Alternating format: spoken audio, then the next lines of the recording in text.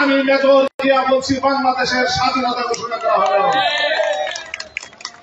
এই দীর্ঘ স্বাধীনতার 50 বছর এই স্বাধীনতার ঘোষণা নিয়ে তারা বিতর্ক করে, কিন্তু তাদের কথার পক্ষে কোন যুক্তি নাই। এরপরে জিয়াউর রহমান তিনি সম্মুখ যুদ্ধে অংশগ্রহণ করলেন, তিনি একজন মুক্তিযোদ্ধা, তিনি বীরুত্তম। আমরা সেই জিয়াউর রহমান দলের, তার আদর্শের সৈনিক, তার গঠিত দল বাংলাদেশ জাতীয়তাবাদী দল করি, তার গঠিত দল ছাত্র দল, যুব দল, শ্রমিক দল, স্বেচ্ছাসেবক দল, সাংস্কৃতিক দল, বিভিন্ন দলের সাথে আমরা জড়িত আছি।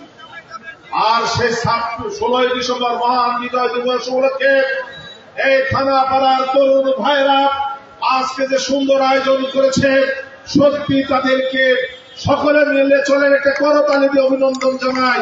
থানাপাড়ার এই যুবকদের একটা সুন্দর একটা আলোচনা করার সভা এবং সাংস্কৃতিক অনুষ্ঠানের আয়োজন করার জন্য। প্রিয় বন্ধুগণ, আমরা মুক্তিযোদ্ধার দলের সদস্য, আমরা একজন গুরুত্বপূর্ণ দলের সদস্য। পরবর্তীতে বিএনপির দায়িত্ব নিয়েছিলেন খালেদা জিয়া, তিনি আপসহীন নেত্রী দলের সদস্য।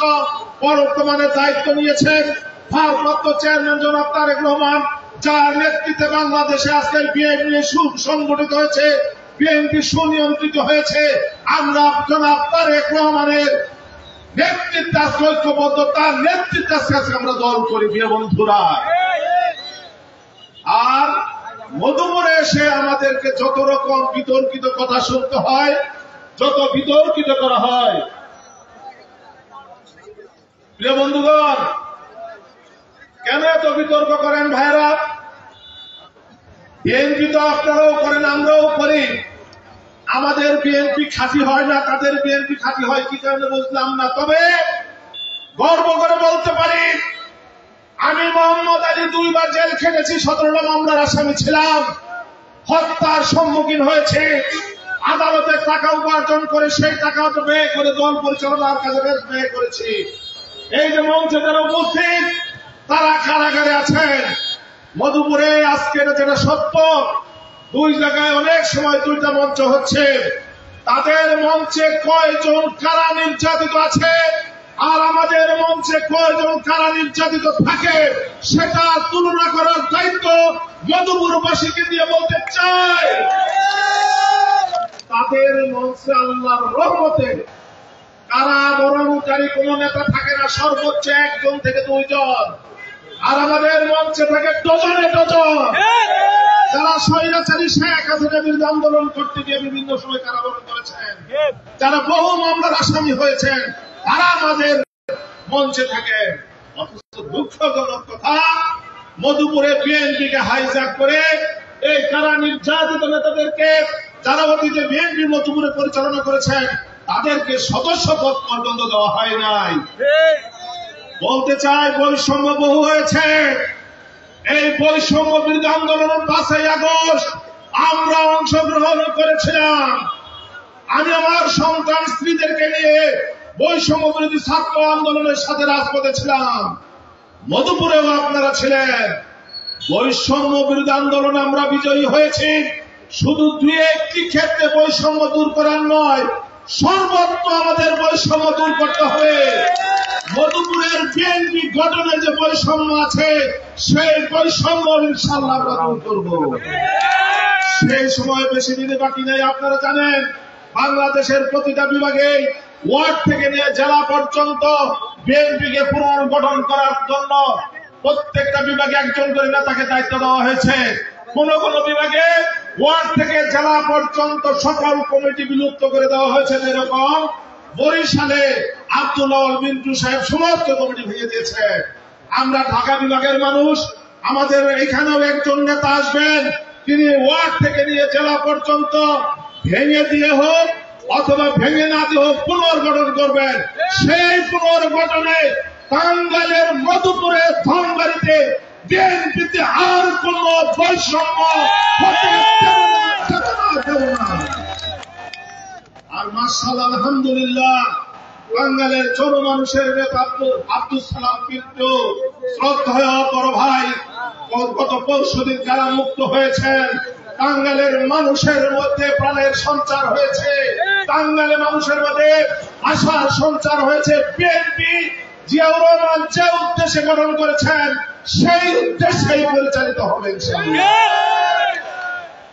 আর বলতে চাই, আজে বাজে কথা বললেন না, কারণ এতে মানুষের সম্মান বাড়ে না, সম্মান কমে। সমালোচনা করলে কারো সম্মান বাড়ে না, কারো কমে। আমরা তো সকলেই বিএনপি, যাই করি না কেন আমরা তো একই দলেরই মানুষ, একই আদর্শের মানুষ। থুতু উপরে ফেললে নিচের দিকে পড়ে। আজকে আপনি আমার মোহাম্মদ আলী সম্পর্কে কটাক্ষ করবেন, এতে আপনার মর্যাদা বাড়বে না। আর কটাক্ষ করে নিবেন কোথায়? আমার বাড়ি এই পিছনের গ্রাম মধুপুর, আমি মধুপুরের সন্তান, মধুপুরে আমার জন্ম। যদি স্বাভাবিক মৃত্যু হয় আমিও চাই আমার লাশটা যেন মধুপুর আসে। কোন দূরবর্তী লোকের জন্য নয়, নিজের সন্তানের জন্য আপনাদেরকে ভূমিকা রাখতে হবে। নিজের সন্তান মোহাম্মদ আলীর পক্ষে আপনাদের কাজ করতে হবে। কাজ কেন করবেন না ভাই বলেন তো? মোহাম্মদ আলীকে কোন দিক দিয়ে খাটো করবেন বলেন? এমন তো নয় যে মোটামুটি কিছু টাকা পয়সা ইনকাম করছি বা কোন দিক দিয়ে একটা সুনাম টুনাম অর্জন করে এখন আমার মনে হয়েছে চাকরি শেষ অথবা কিছু টাকা হয়েছে, এইবার একটা যদি এমপি হওয়া যায় এই জন্য এসে উড়ে এসে জুড়ে বসছি, তা তো নয় ভাই। ছাত্র দল থেকে এখানে এসেছি। এই মধুপুরেও আমি ছাত্র দলের রাজনীতির সাথে জড়িত ছিলাম। মধুপুরেও আনোয়ার ভাই, বাবলু ভাই, লতিফ ভাইদের সাথে আমি ছাত্র দলের রাজনীতি করেছি। বিশ্ববিদ্যালয়ে পড়েছি, কেন্দ্রীয় কমিটিতে করেছি। পরবর্তীতে আমাকে দেশনেত্রী বেগম খালেদা জিয়া এবং ভারপ্রাপ্ত চেয়ারম্যান জনাব তারেক রহমান জাতীয় নির্বাহী কমিটির সদস্য করেছেন। আমাকে ভারপ্রাপ্ত চেয়ারম্যান বাংলাদেশ জাতীয়তাবাদী আইনজীবী ফোরামের যুগ্ম মহাসচিব করেছেন। ভারপ্রাপ্ত চেয়ারম্যান জনাব তারেক রহমান তাদের পারিবারিক প্রতিষ্ঠান জিয়াউর রহমান ফাউন্ডেশন, যেখানে তিনি চেয়ারম্যান, তার সহকর্মী doctor Jubaida Rahman vice chairman এবং ওনাদের সন্তান জাইমা রহমান একজন ডাইরেক্টর, আমাকেও সেখানে ভারপ্রাপ্ত চেয়ারম্যান একজন ডাইরেক্টরের দায়িত্ব দিয়েছেন। খাটো করে দেখবেন কোন দিক দিয়ে বলেন? আমি তো সুপ্রিম কোর্টের একজন অ্যাডভোকেট, আমার একটা পেশা আছে। আইনজীবী হিসেবে আমি একজন পেশাদারী ব্যক্তি, ভাসমান ব্যক্তি না। নিজের একটা সম্মানজনক পেশা আছে। আমি হয়তো অত উপরে উঠতে পারি নাই, কিন্তু সারা পৃথিবীতেই বাংলাদেশে অনেক বিশিষ্ট ব্যক্তিরা আইন পেশার সাথে জড়িত ছিলেন, আছেন। এখনো বিএনপির স্থায়ী কমিটির সদস্য, সাবেক স্পিকার, সাবেক মন্ত্রী, সাবেক রাষ্ট্রপতি ব্যারিস্টার জমিরুদ্দিন সরকার স্যার, এখনো তিনি আইন পেশায় জড়িত আছেন। তার সাথে আমিও সাথে সাথে অনেক সময় কাছাকাছি থাকি। তাহলে ছাত্র দল থেকে পর্যন্ত এসেছি, মামলা হামলার শিকার হয়েছে, কারাবরণ করেছি, একটা পেশার সাথে জড়িত আছি। মধুপুরের জন্ম, মধুপুরের সন্তান, এরপরেও কি আমাকে অযোগ্য হিসাবে গণনা করবেন? অথচ তারা কত কটাক্ষ করে বলেন। আমি বলতে চাই, বাংলাদেশে 17 বা 18 কোটি মানুষ আছে নাকি? বিভিন্ন পেশার মানুষ আছে, শ্রমিক আছে, চাকরিজীবী আছে, ডাক্তার আছে, ইঞ্জিনিয়ার আছে, আইনজীবী আছে, কৃষক আছে। কোন পেশার মানুষ সবচেয়ে বেশি বলেন? সবচেয়ে কোন পেশার মানুষ বেশি? বাংলাদেশের প্রায় 90% মানুষ কৃষি কাজ করে, কৃষক। আমি সেই কৃষকের একজন সন্তান, 90% মানুষের পক্ষের একজন সন্তান আমি। যাই হোক বন্ধু, নিজের কথা নিজে অনেকক্ষণ বলে ফেললাম। যখন বলে ফেলেছি তখন বলি, সুযোগ কিন্তু বারবার আসে না। আমি মোহাম্মদ আলী লালমাটির সন্তান, যে দাবি নিয়ে এসেছি, যে সুযোগ নিয়ে এসেছি, ঈদুলপুরের সাত্তার সাহেব মধুপুরের সন্তান একমাত্র এমপি হয়েছিলেন। তারপরে কিন্তু আমি এসেছি আপনাদের কাছে দাবি নিয়ে। সুযোগ পাই হেলায় হেলায় নষ্ট করেন না, আমার কোনো ক্ষতি হবে না। পেশার দিক দিয়ে আল্লাহর রহমত আমি ভালো আছি। তবে যদি এই সুযোগের সদ্ব্যবহার করতে পারেন, লাভ কিন্তু আপনাদেরই হবে ভাই। এই এমপির জন্য 30 কিলোমিটার দূরে যাইতে হবে না। ঢাকা শহরে গিয়ে রাস্তায় রাস্তায় ঘুরতে হবে না, এখান থেকে পায়ে হেঁটে অলিপুর যাবেন, আমাদের পেয়ে যাবেন। এর চাইতে সহজ আর কি বলেন? আমি তো এলাকার মানুষের কল্যাণের চেষ্টা করব। সকলের হয়তো বা কল্যাণ করা যাবে না, সকলে হয়তো বা আমার কাছে আসবেন না, কিন্তু পরিচয়টা দেওয়া যাবে যে মালাবাড়ির পাশে অলিপুর, অলিপুরের মোহাম্মদ আলী, এটা তো বলা যাবে। একটা মানুষ কিভাবে পরিচিত হয়? ভাই বাড়ি কোথায়? অমুক জায়গায়। অমুককে চিনেন? ওই এলাকার কিন্তু একটা বিশিষ্ট মানুষের নাম বলে। তা আপনি এলাকায় যদি বলেন যে বাড়ি কোথায়, মধুপুর, মধুপুর কোথায়? মালাবাড়ি, মালাবাড়ি কোথায়? মোহাম্মদ আলী চিনেন? এরকম প্রশ্ন কিন্তু আসে। এইটুকু তো বলতে পারবেন, এইটুকু তো বলা যায়। তাই আমি বলবো ভাই, আমি বক্তৃতা দীর্ঘায়িত করবো না, অনেক রাত হয়ে গেছে।